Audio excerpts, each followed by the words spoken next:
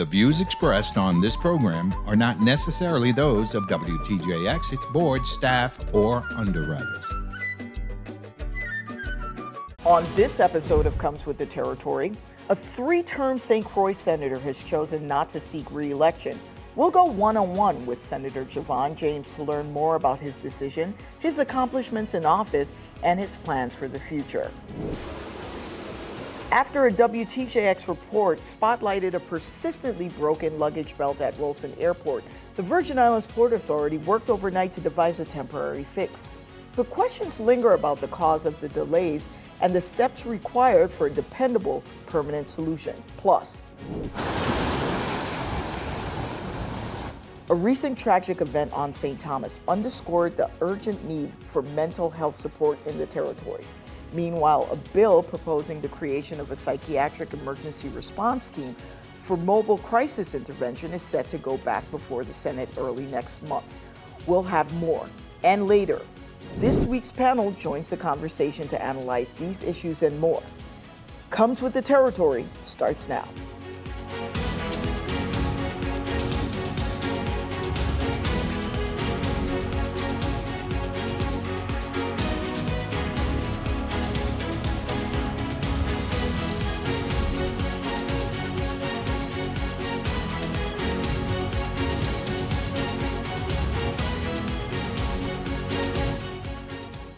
Welcome to Comes with the Territory. I'm Leslie Camise-Young.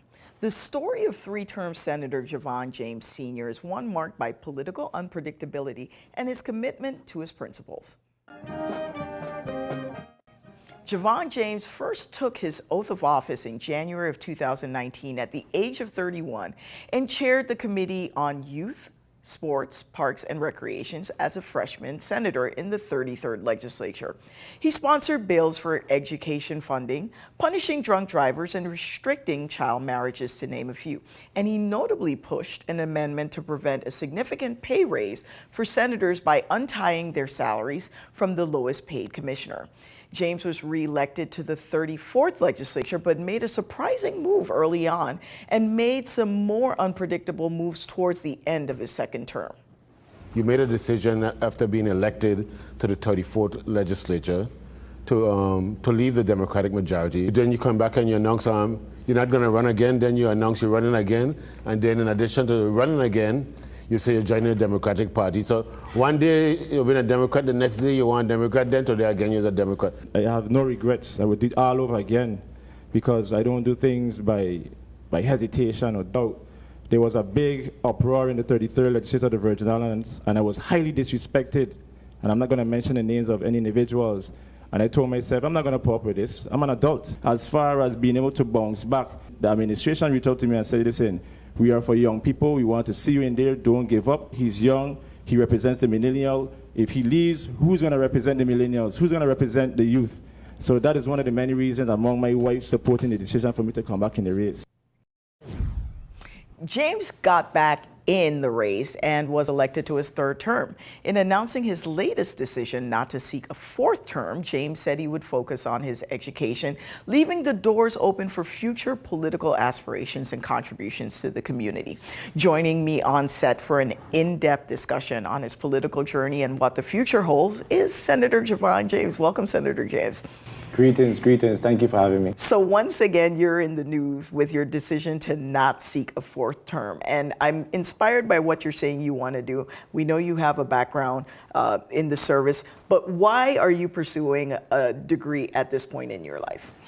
Well, first off, people think when you get a third term, you automatically get your pension. Incorrect. There's tier 1 and there's tier 2. I fall into the category of tier 2, if I'm not mistaken. So I will not be eligible for retirement until I'm 60 years old. So that's 23 years from now because I'm making 37 this year. Mm-hmm. So I need to make sure I have a safety net. And not only that, I had several individuals in my immediate family who went to school but never finished. And I told myself I wanted to be the one to start and actually finish, but I never started. So this is my first time actually taking this route. So when you left high school, where did your professional career take you? Well, I went straight into the refinery because while I attended the St. Croix Educational Complex High School, I took some courses on the vocational side, electronics to be exact. So when I left school, I moved to St. Thomas. I was playing music in St. John and St. Thomas, but I already applied to Hovensa, and I got the call from Hovensa saying, hey, we're ready for you. So I was making a lot of good money, helped my mom purchase a home. So I was like, I'm good. Until I realized, like, okay, I'm tired of all these chemicals. Let me find something else. Wow. So do you think your decision to now pursue a degree may influence and inspire young Virgin Islanders out there, older Virgin Islanders that may have been in the same situation like you, got into the workforce, were making great money, and said, you know what, I don't have time? You think that might be an inspirational decision that you're making right now? Yes, but mainly for my children, because what I plan to do is to put a wall in the house with all my accomplishments and my certificates. And I told my family to make sure that my children get to know about that wall and the importance of the wall. So it's just something I want to put on that wall. Understood, and that's a good motivation. Tell us about when you first got into the legislature. What were your priorities? What you wanted to accomplish? Simple: youth, sports, parks, and recreation. If you go on YouTube right now and you look at my platform, I campaign heavily on youth, sports, park, and recreation, and CTEC. So those were my priorities. So we did the funding for the Polly Joseph Stadium. Mm-hmm. If you go back and watch those hearings, we made sure we championed for that extra $8 million. Governor Brian brought down the legislation, so we passed that through. We did the car track on St. Croix. Mm-hmm. I was at the helm of that. Senator Francis and myself worked on that in the 33rd, and then in the 34th, it was myself, Senator Kurt VLA, and Senator Francis who finished the remaining of the funding. We also did the St. Croix horse track. Mm-hmm. I brought forward the $5 million legislation. I also supported the legislation for the St. Thomas horse track, and we're going to have horse racing hopefully one of these days. Also, I was able to revive the Virgin Islands Sports Commission with legislation that I sponsored. Mm-hmm. And I worked with Senator Kurt VLA as well, $2 million for the cricket field on the island of St. Croix. So I stuck to my platform. I never came in there saying, yes, I'm going to change banking. I'm going to move the economy. I was consistent with my message: youth, sports, parks, and recreation, and now I'm evolving. Now I'm the chair of economic development and agriculture. What of all you just mentioned do you consider to be your single greatest accomplishment in the legislature? As far as legislation, mm-hmm. I don't have a single piece of legislation per se. There are many, but CTEC, that was the one for taking the money from the gun application fees, mm-hmm. and directing it to the Raphael O. Whitley Skills Center, yes, and the St. Croix Educational Complex. So before, the money was just going to the general fund, mm-hmm. and from there, we as legislators, we decide what goes for the general fund and where to put that money. So instead of just sending it to the general fund, we sent it to a specific cause. And right now we're going through the construction and building phase in the Virgin Islands, and as you know, we need more skilled workers. So many times I went into those classes and I realized they needed books, materials, and I told myself, how can I get some funding without increasing taxes or whatever the case may be? So I found out about the funding and just redirected it. Interesting. So I asked you about what you consider to be your greatest accomplishment.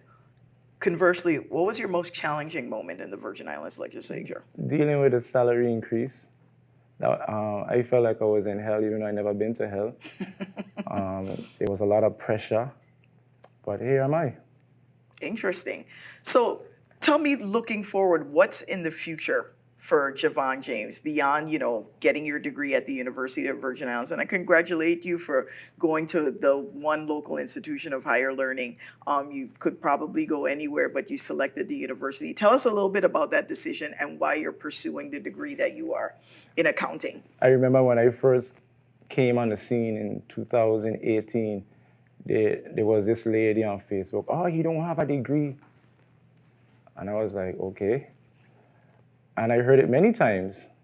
And I saw people, I heard the little stuff, the little chitter and chatter. And I held my head high. And I never let it bother me, because when you watch people like Celestino White, you watch people like Chucky Hansen, and many of those individuals who lasted long, they never really had a background like others. So I knew to myself I wasn't doing anything wrong. But this time around, I know for sure I need a safety net. I don't plan to ever go back to the legislature.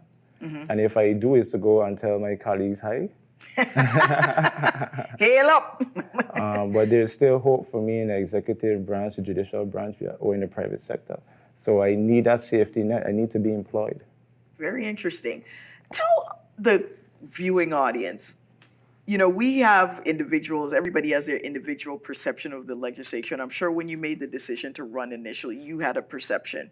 What was the biggest eye-opener? The thing you thought would be one way, but you learned immediately is completely different, and nobody would have a clue it's so much different that you experienced? There were no surprises, to be honest with you, because I worked with Senator Novell Francis Jr., and he showed me a lot of things. And I saw the moments, he had moments he was like, "Son, I can't wait, my son." Or, "My son, you sure you want this?" And he would make those little jokes to me like, "You sure you want this one of these days?" But I saw them many times where he was like stressed out. Novell Francis would never show it on TV, but we are all human beings. And I hope he doesn't get upset. But I saw the many things he went through, so it wasn't really a surprise to me. I was just surprised that people don't really understand the role of a senator. That was surprising. Yeah, so if anything was surprising was people not knowing the true role of a senator. Very interesting that you say that. Wow, that's an eye-opener. Let me ask you something. You mentioned pressure, especially when it came to the salary increase issue.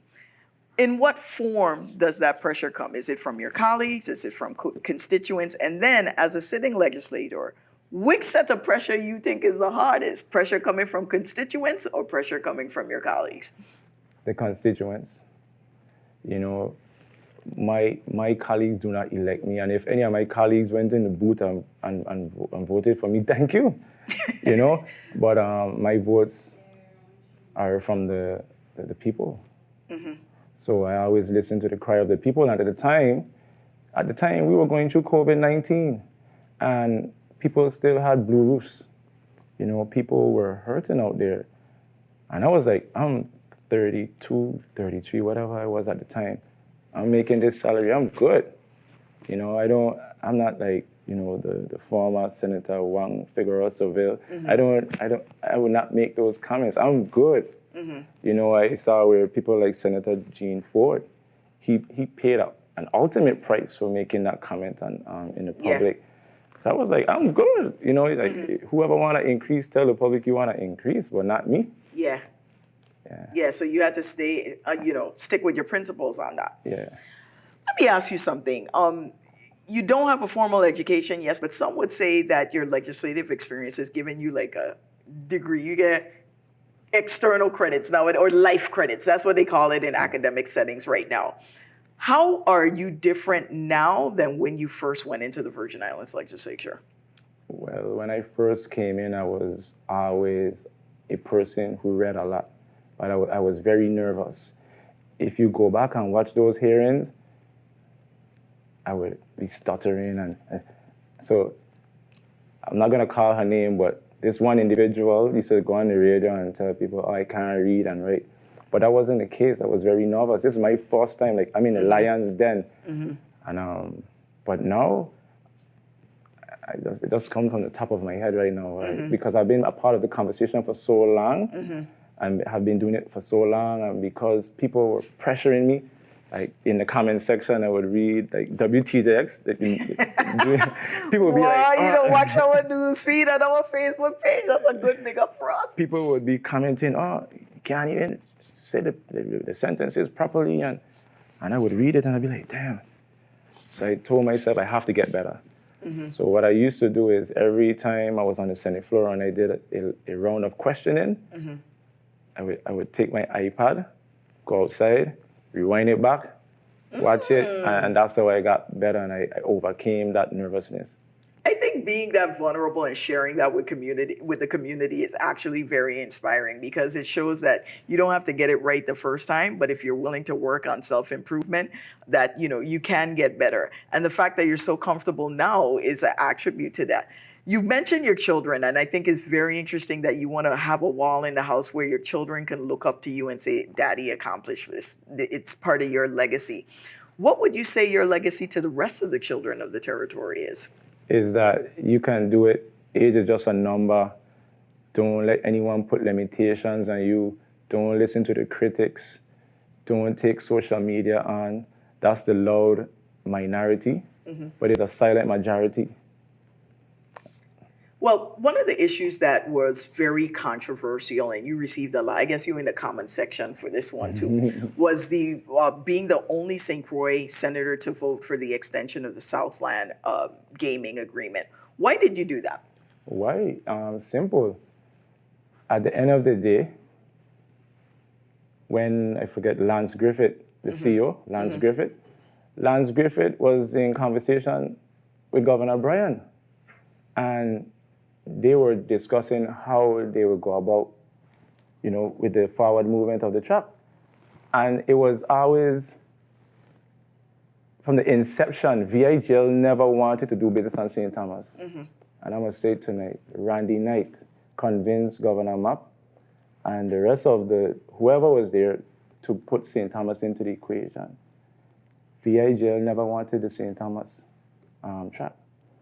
But somebody thought it was a bright idea. Thank God I wasn't a part of that Senate. But I just saw it as the right thing to do because it had nothing to do with the St. Croix horse track. People out there, they were saying that I sold out St. Croix. No, I met an agreement there. It started with, I think, Turnbull. And then it went on with DeYoung. Governor Mapp challenged it. Governor Mapp lost. Governor Bryan got elected. Southland told the government of the Virgin Islands, we do not want to sue you. Let's come up with something. And that was the something. So it was either that or go back to court. So I was like, I don't want to be doing this. I want a horse race, and I want to know under my watch or while I was in the Senate, we contributed to something tangible that we can see right now. Now, some people say, hurry dog, eat raw meat, and I felt that's the same thing that Governor Mapp and his team did when they rushed that legislation. It was way in the middle of the night when everybody was sleeping. You remember when they passed that? Like, when everybody was sleeping late in the night, we passed it in the high day. So everybody can view it and watch it and give input. But as far as being the only St. Croix Senate, I think we need to move forward from that, because once something comes to the floor in session, you're no longer a St. Croix Senator. You are a U.S. Virgin Islands Senator. Yeah. I can respect that. Let me ask you, we only got about 2 minutes left. Future aspirations. You mentioned the other branches of government, which we know are the executive and the judicial branch. You have any plans for future political ambitions in the territory? I am going to be very involved in this election, even though I'm not running. I'm going to be involved in every single election from now until the day I die. I like that. That's a great way to answer that question. When you are finished with your term, what's the one thing you want every Virgin Islander to remember Javon James for? I want people to remember that it's okay to be controversial. It's okay to be the lone wolf. It's okay to be misunderstood. It's okay to change your mind.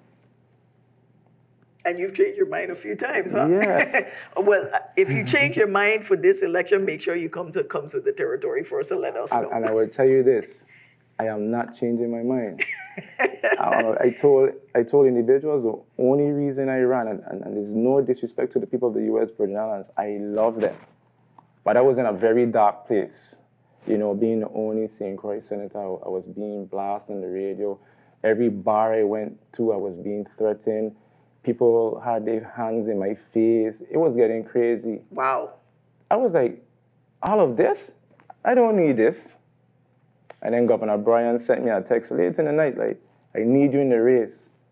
And I was like, need me in the race? So I never questioned it. I thought to myself, out of all the people, none of my colleagues reached out to me to ask me, like, what's up? Mm-hmm. The only person who reached out to me was Governor Bryan. And I knew to myself, if I have the Democratic Party behind of me, at the time I was working on some major bills. I already know I have my St. Kitts following. My mom is a well-known person in the community. With that, I might not run high, but I'm going to win. So I ran knowing that I had a chance to win, not just because Governor Bryan told me to, but I know I had a chance to win.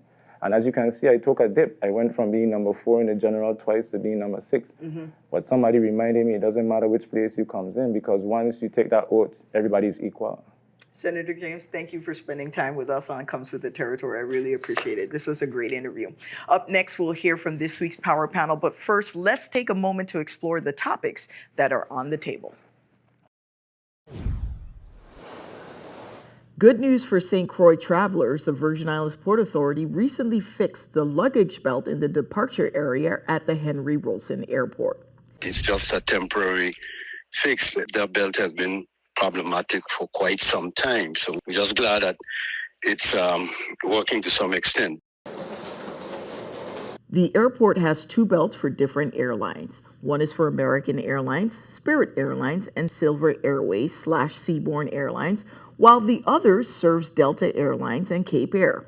Both belts were broken for a few months. This meant travelers had to carry their checked bags through 2 doors to get to the security area, then through customs, and finally drop them off at a different belt before the TSA checkpoint.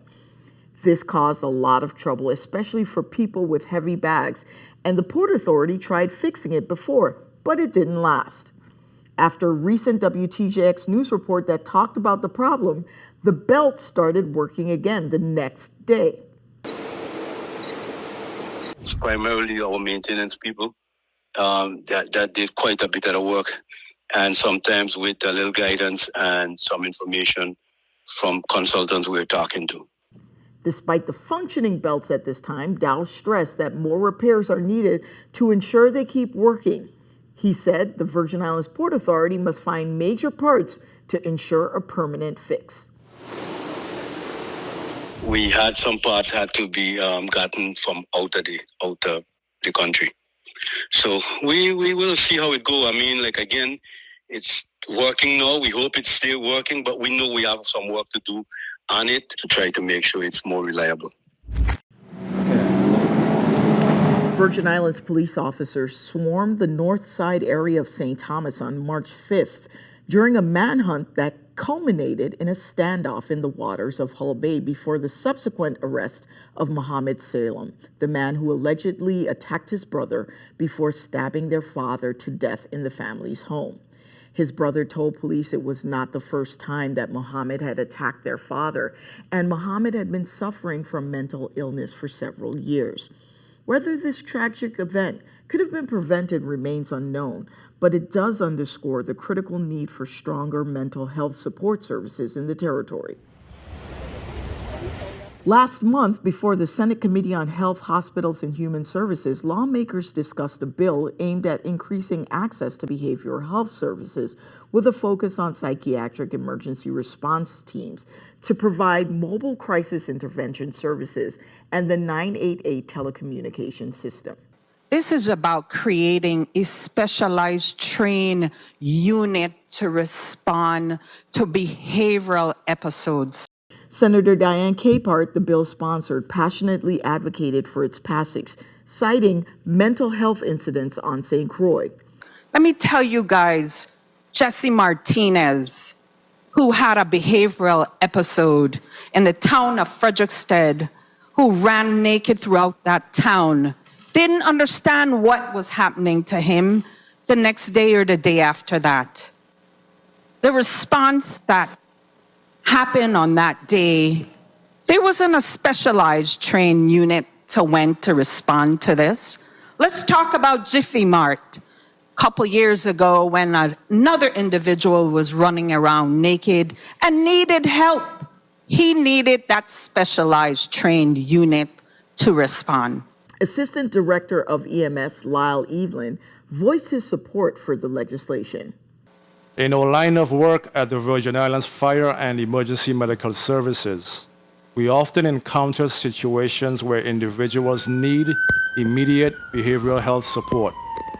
The proposed amendments in Bill number 35-0224 will undoubtedly enhance our ability to respond effectively to such incidents, ensuring that those experiencing mental health crises receive the appropriate care promptly. Additionally, the legislation demonstrates a proactive approach to addressing the mental health challenges faced by our community. Senators Melvin Potter and Donna Fred Gregory raised concerns about manpower and funding. What will that team consist of? And do we have the manpower? Will we be able to recruit and retain personnel to man this psychiatric response team? I really want us to flesh out how this impacts our behavioral health measure that we've moved, and how do we truly fund this realistically, and how can we truly roll this out realistically. Yes, colleagues, I understand that we have questions about the funding.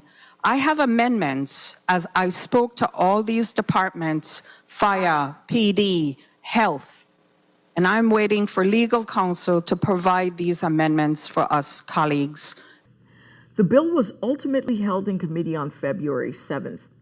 While a revised version was scheduled for discussion on March 6th, the Senate meeting was postponed. The next hearing is now set for April 2nd.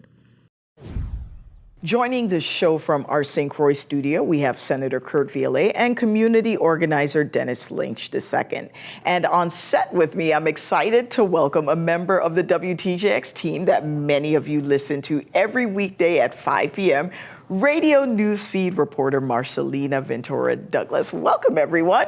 Mr. Vialet, I'll start with you since you served with Senator James in the 33rd and 34th legislature. After listening to him on the panel here with me, what are your thoughts about his decision to pursue a degree after serving in the legislature?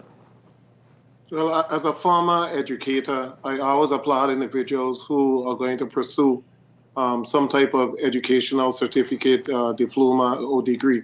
So I am happy that he's moving in that direction. I think his decision as to not seek a seat in the 36th legislature is a personal one, and one that needs to be respected. And I can only wish him the best. I hope that he's able to obtain that degree that he so spoke about when he was interviewed. Mr. Lynch, when you heard about the items that Senator James said he wanted to be part of his legacy, what are your thoughts, and do you think that his legacy will live in the way that he portrayed them to be, or you think that the people of the territory will have a different view of what his legacy is? Perception is personal. You can't really define yourself based on what one's opinion is of you, but as he projected, he stayed continuous in his fight and his determination of what he wanted to do as a senator. More times than often, we speak a lot about the youth and the vision that we have for them as they traverse through life. He stayed consistent in terms of youth sports park and recreation. So I definitely applauded him in his effort of even trying to attempt to get the ball moving and the needle moving in the right direction for the children of the Virgin Islands.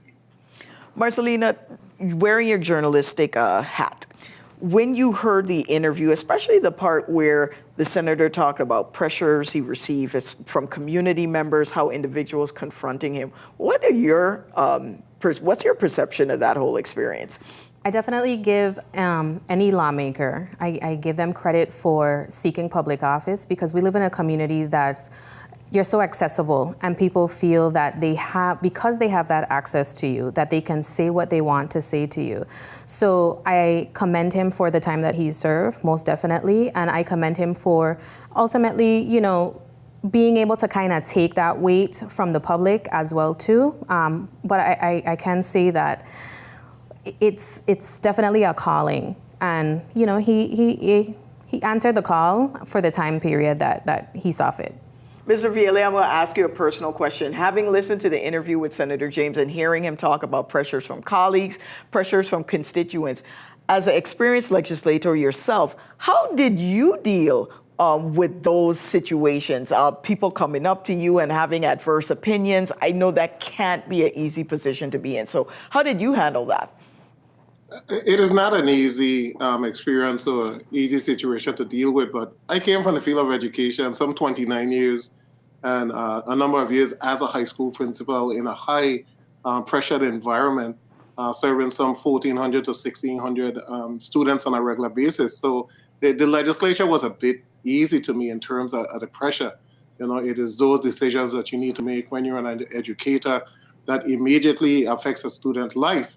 That is the real pressure. When you have incidents that could spiral out of control, and you need to be able to have some type of or create some type of environment that would stop students from being hurt. That is the real pressure. So the Senate wasn't as much a pressure. I'm dedicated to the island of St. Croix. I, on a routine basis, go around the island, go to different venues. So it's a regular experience for me in terms of talking and hearing the views of individuals. And I have learned to respect the views. Good or bad, you need to respect it, and you need to take some element out of it to make yourself a better person.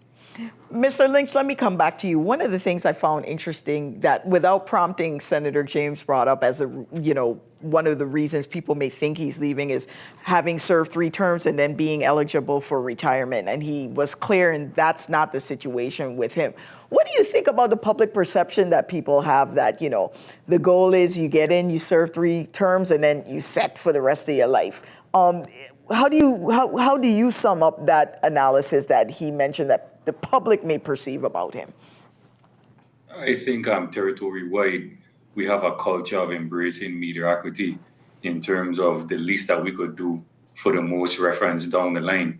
So I'm happy that he cleared up that perception, because that's one of the things that, first, that our people will say, well, okay, he served the bare minimum to get a retirement check, but having a fallback plan is important.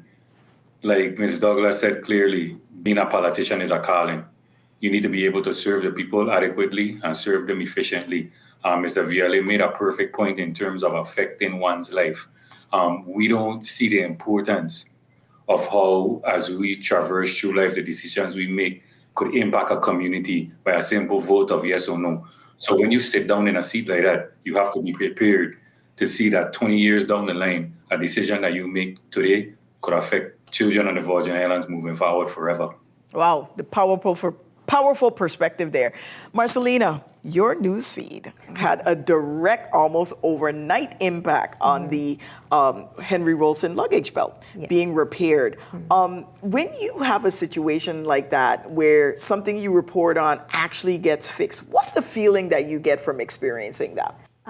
We're in the business to implement change in this community, holding people accountable. And I think that's what definitely came about, and that's what definitely rang true. We have to start holding people accountable, and I think that's one of the things that with the newsfeed, it's reporting the facts as they are and being honest and being totally unbiased and, trying to affect change for the people for our community, essentially. Mr. Lynch, I'm going to come to you with this. We had a report on the WTJX newsfeed, which Marcelina hosts, and that report seemingly got results in terms of relief for travelers at the Rolson Airport on St. Croix. Do you think that we've become a society in the Virgin Islands where, or in general in the United States or extend to the world, where sometimes it takes the media bringing something forward for us to fix something that we know hasn't been working? Because those belts haven't been working for months on St. Croix. So do you think that that's the point that we're at in the Virgin Islands? Oh, definitely. I would call it that clickbait environment. unless it's on social media, we don't consider it to be real. And that's a foreign destination for us to reach at this point in time in our lives. Technology have been something that was like a fantasy about 10, 15 years ago. Now we treat it as a reality. I commend Ms. Douglas for getting that done, but in a background of maintenance, we have a tendency of not upkeeping the equipment and the mechanisms that we use. And that's where they break down religiously here in the Virgin Islands. But you have to maintain these items in the Virgin Islands. That's the only way it's going to work for us. Mr. Viale, you have served such a long career that you've experienced, the evolution almost of social media and the role that it plays now. And the media overall is considered the fourth estate in government, commonly referred to as the fourth estate. How do you feel about when stories like this get reported and there's almost an instantaneous fix for people? First of all, it's so important to have responsible media, to have individuals in that journalism world that is going to make sure that they report the facts and consistently report the facts. And that is something that I think we really need to work on in the Virgin Islands in terms of not being scared to report what is actually happening because of who is involved. I give hats off to Marcelina Ventura Douglas for her report. Shortly after, I was surprised today when I was reading a text that was sent to me that the belt was fixed. But the bigger problem is that we need to invest money into our tourism infrastructure. And it is a time now with the ARPA funds and everything else that we take a serious look at the infrastructure and see how we can be able to improve that tourism product. Because while a story made big news on St. Croix because the belt wasn't working, the reality is that there's no belt on St. Thomas, that you have to pull your luggage on a regular basis through TSA and then put it on the belt. So those are areas that we need to look at. And I'm hoping that with a public-private partnership that is being discussed in reference to the port or in reference to the airport, that we're going to be able to fix those areas and also expand the product by having air bridges and those type of amenities that would be able to improve our tourism product. Marcelina, in your work on this particular story, what did the Port Authority tell you? What did you learn from Executive Director Dow in regards to this issue on St. Croix? Well, one of the first things I want to say is that it wasn't just myself alone. It was Chief Reporter Tom Ader, and he definitely was on the ground, getting there, kind of getting, digging deep with the story as well too. And one of the things that Director Dow definitely relayed to us as well too was they are trying to work on fixing the belt. He stated that they're trying to get custom parts and everything like that, source all of these parts or whatnot. But ultimately it comes down to we're constantly putting bandages on this belt. It needs to be replaced totally and completely, period. Afterwards, their public information officer, she shared that, they are trying to work on it. She explained why the belt, to Senator Viale's point, why the belt was no longer in the St. Thomas airport, after 9/11, it being moved to make space for TSA and all of those things. But it's the pressure that was placed on the authority to then kind of give the public that information and that response and activate change. Mm-hmm. And that's something that I think needed to be said ahead of time. Mm-hmm. I'm going to stick with you because yesterday, this week in St. Thomas, we had a very tragic incident take place, and the overwhelming theme is right now mental health and how we deal with mental health challenges. And there was a recent bill to create a psychiatric emergency response team, which unfortunately I think in this situation may not have made a difference. But for years, if you're a resident in the territory, we've seen situations like this over and over. People that suffer from mental health have committed crimes. And in this particular case, we're looking at an individual that committed a murder, allegedly, because of course he hasn't been adjudicated yet. Yeah. But you reporting on this story, tell us about your process and what happens when a news item like that comes into the newsroom, and share with the community the thought process and your exercising journalism that goes into covering a story like this. Well, the first thing that definitely comes about when you're covering something like this is sensitivity. That's the first and foremost, because you're dealing with people, of course, in the community that you're going to see every day. And it's a human life that ultimately was lost. Somebody loved this man, you know. So that's the first thing, you know, respect for the family, respect for the deceased, and that level of sensitivity. But it was very intense, you know, having the team out there, you know, they were there, they saw, you know, the body being removed and everything like that. You know, they stuck with the police. They stuck where until ultimately Mr. Salem was ultimately apprehended. And it was a very intense day, and it was a very sad day as well too. You know, I thought about the legislation, you know, that Senator Capehart had, that she sponsored, and could the team possibly have been a form of intervention? It's possible, but who knows? It's not implemented. We don't have that resource in the territory.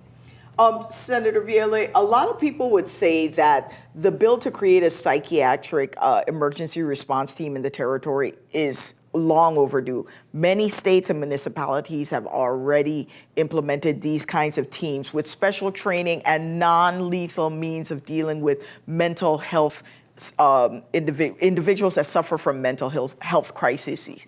How do you think that the bill that was held in committee could possibly be made better? Is it long overdue? And more importantly, how do we sustain this type of legislation in the long run? I had a chance to review the legislation, and we do have a need to create a psychiatric team that would be able to respond to crises. But the biggest issue that we have is the lack of facilities, because the response is just you respond to that particular person, you carry them to the hospital, they give them a shot, and then they release the next day. And these are individuals out in the society, they're having meltdowns on a regular basis, and we don't have any facility whatsoever to place these individuals in, to be able to stabilize them, to be able to administer some type of medication. And I think that is the first step that we need to do. We need to make sure that we have a facility where we can house these individuals until we have them stabilized. The bill didn't have a funding component, and the funding component is a bit worrisome for me because it could be very expensive to implement the bill. So I would recommend that the sponsor of the bill look at the feasibility study in terms of what it's going to take to fund such a team. Just getting a psychiatrist to the Virgin Islands is taking us $300,000 to $400,000 a year in salary for one individual. So how much is it going to take to fund this particular bill that is being discussed? And how can you have a meeting with the Finance Committee to make it a reality? But I think right now, you know, we have some monies that can be utilized for housing the homeless and the mentally ill. And we need to look at and fast track the ability to house those individuals so that we can bring some type of stability when they are removed from the street by these trained psychiatric units. Mr. Lynch, I think many people in the community, while we were all saddened when this happened, we weren't surprised. I could be honest with you, when I heard the news and I heard who was involved, I was almost like, okay, it was just a matter of time. And I think that we all could point to individuals in our community that we may feel the same way about. And this isn't the first time that someone who has a mental health crisis or debilitating disease affecting them has committed murder in the territory. Tell me something. When do we begin to get serious about crises like this? And how do we treat mental health different in this community? How we begin to do that? You know, first and foremost, we treat mental health in the Virgin Islands as a taboo. You know, we stereotype it a lot, and we have a lot of repressed individuals walking around that are literally afraid to communicate their feelings. So first, the challenges we face is just having that conversation, first and foremost, to make individuals comfortable to express their feelings, comfortable to put themselves in a vulnerable state to be addressed. You know, we speak about the resources in the territory that we don't have. You know, the island of St. Croix has no long-term care for the mentally ill. You know, you have a max about 5 to 7 days in the hospital where they put you on a regimen of medicine and release you back into the environment again. You know, so you need different facilities that could facilitate the adequate care. You need case workers. Senator VLA touched on a point briefly with psychologists and psychiatric help. The average salary here for psychiatrists is $150,000 versus in the States, you're getting paid between $350,000 to $400,000 a year.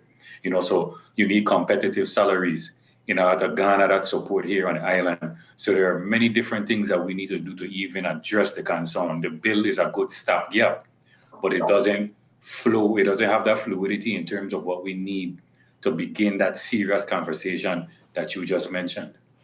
Marcelina, the bill that is sponsored by Senator Diane Capehart in the legislature right now that's been held in committee, the intent is to make sure that individuals that approach an individual that may be suffering from a debilitating mental illness, they approach them correctly and that lethal methods aren't used, because we know individuals with autism, schizophrenia in the States have been killed in certain situations where they didn't necessarily have to have lethal force used against them. But to Mr. Lynch's point and to Senator Viola's point, when do we as a community really start to have the same question, take this seriously and build the facilities and invest? Because clearly mental health issues are on the rise in this community. Mm-hmm. I don't think it's going to change until it affects somebody who is in a position of power, essentially, until it hits their doorstep. I don't think it's going to change until something truly, truly drastic happens, because so often we see families who are being affected by it, and it's like, oh, that's so sad. We give them the sympathy, and then we continue to move on. Senator Capehart, she mentioned the gentleman, Jesse, who had that episode in Frederiksted, and ultimately the level of care that was shown to him by the people, I saw the video. It made me incredibly sad. I cried for him, the way that our people treated him, and ultimately he was arrested, he was sent to the hospital, and that was it. Jesse Williams, he is deceased now. I don't know the reasons why, but the care wasn't given to him. There was no treatment ultimately, and I don't think it's going to change until something drastic happens or it happens to someone that is in a position of power. Wow. An amended version of Bill number 35-0226 to increase the default minimum child support payment recently cleared the Senate's Government Operations, Veterans Affairs, and Consumer Protection Committee. Let's play a clip from the February 27th hearing. I am moving this measure to provide the assistance our children need and require, and that is money.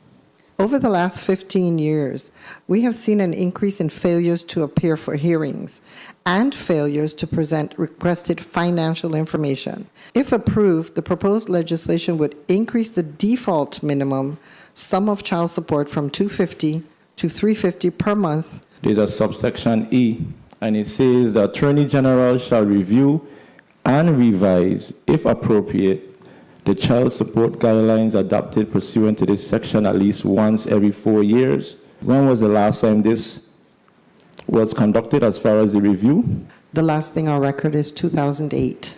If they're not showing up for $250, raising it just to $350, is that going to do the job of, people saying, man, I'm going to have to pay a whole $350, so I better show up? Or wouldn't it be more likely if that fee were raised to something more significant? It would be my pleasure for it to be more.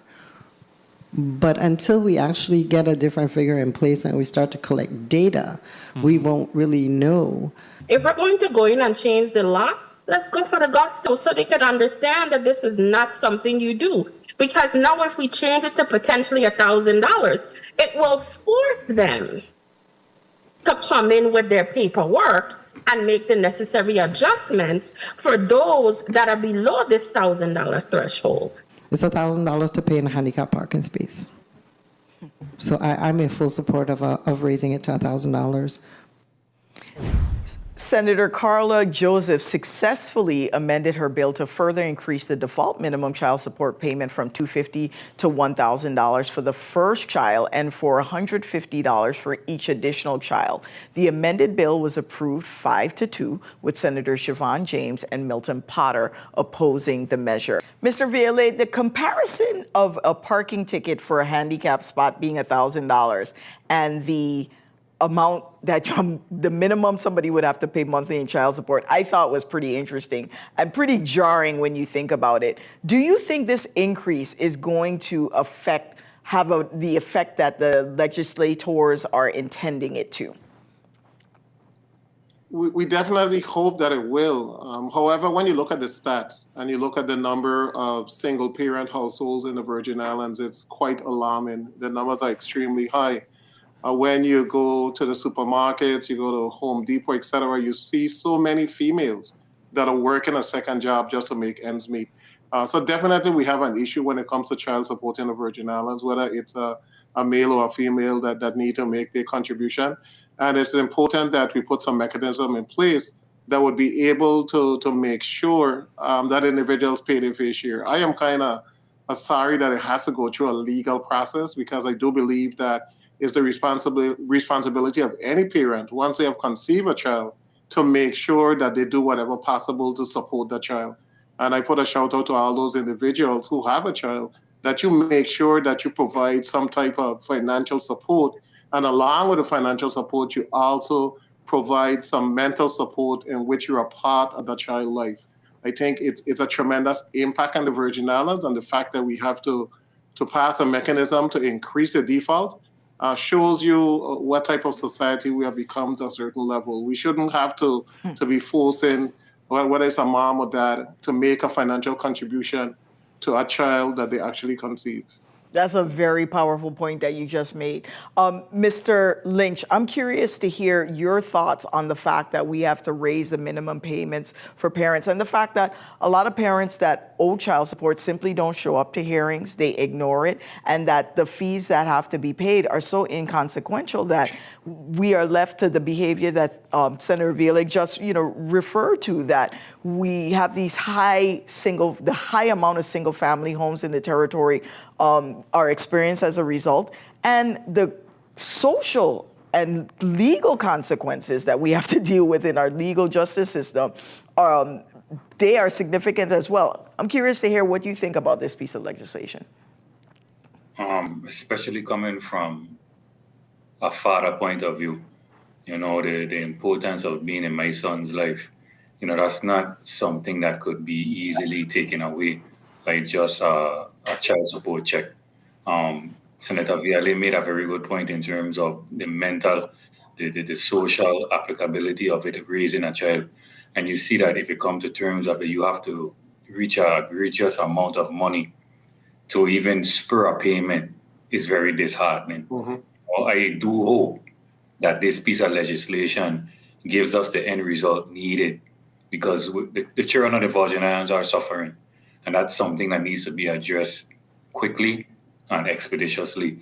So definitely it speaks to different realms in terms of where our society is leading. And I do hope that the end product is beneficial to us.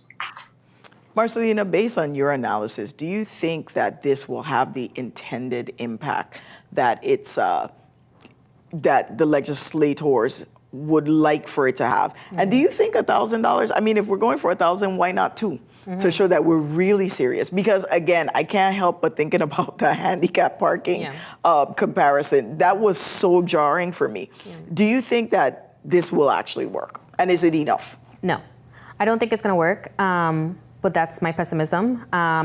Because if somebody is not paying $250 now, they're not going to pay $1,000. I just think it's going to have a very large increase in back child support. I think that we are trying to force people to be active, to be supportive parents. But if they're not showing up for the $250, I understand, yes, we're trying to force their hand for the $1,000. They're not going to show up. And children are expensive these days. I have 2 young kids. $1,000, if somebody was giving me $250 a month, that's nothing. You spend that, that's not even tuition. you know? So $1,000, yes, it is going to definitely change and help, you know, the single moms out there, the single dads, whoever it is that's receiving that child support. That $1,000 is definitely going to help, but is it going to force that non-custodial parent to show up and to actually contribute? I don't think it's going to. Senator Viale, there were two senators opposing this measure, Senator Javon James and Milton Potter. I don't know if you had a chance to research the reasons why they oppose this measure, but as a legislator, what opposition could someone possibly have to an amendment like this? Honestly, I don't know. I don't see any harm that this particular measure would cause. However, it really points to a bigger issue that we have with the society that we live in. The money is just one part. The money is so basic. You know, it's just a lack of both parents having a relationship with the child during those years that they are growing up from a young boy or girl to a young man or woman. And we somehow have to communicate to this community the importance of being in your child's life, whether or not you're with the mom or dad. It's very, very important for you to remain in the life of your child. If you look at all of the studies, it point to that absence of parenting. If we want to decrease the number of social issues that we have, then we got to change the way that we're parenting, and individuals need to understand the importance that they have in the life of their children on a regular basis. And, you know, I put a shout out to a lot of guys, because a lot of guys, they rather cool with their guys on the corner, they rather hang out, they got it back, they got this or that. You need to have your child back. You need to be able to cool out with your child. You need to be able to spend time with your child. So we need to change that mindset as a community, and it got to come from all of us. If you're a grandparent, you have a child, and you know that your child has one of your grandchildren, and they're not supporting that particular child, you got to influence them to do better. So it got to come from us. We got to become a better community if we want to be able to resolve the social issues that face us. Mr. Lynch, we only have 2 minutes left on the show, but real quickly, you mentioned that you are a father. Following up on what was just said by Mr. Viale, what advice would you give to young men in this community to even avoid having to be in court to pay child support in the first place? Show up. It is as simple as that. Show up. I had a father that is, and continues to be instrumental in my life. I cannot overstate the influence and the power that my parents have in the way that I've developed as a young man. The only advice that I would give young men who have children my age and even older, show up. It's important. You know, you don't even have to look at the statistics, look at the socioeconomic factors, the interpersonal relationships. There's so many things that adults can teach a child as they walk through life. The journey is a destination. You always need additional help. You always need advice. And that comes from somebody who has already been there. And Mr. Lynch, I apologize, but I have to interrupt you because that's all the show we have for today. But be sure to tune in next Sunday at 1 p.m. for an all-new episode of Comes with the Territory. In the meantime, for your news updates, tune in to WTJX's newsfeed with Marcelina Ventura Douglas on weekdays at 5 p.m. on 93.1 FM or by downloading the WTJX app. I'm Leslie Camis Young for all of us here at WTJX Channel 12. Take care.